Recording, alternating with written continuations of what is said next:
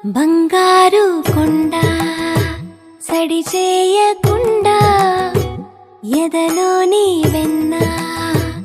దోచేనే ఏ చోటు లాగి దోబుచులాడి దరి చేరకుండా కాంచేనే నీవెక్కడున్నా కనిపెట్టలేనే కనిపించవే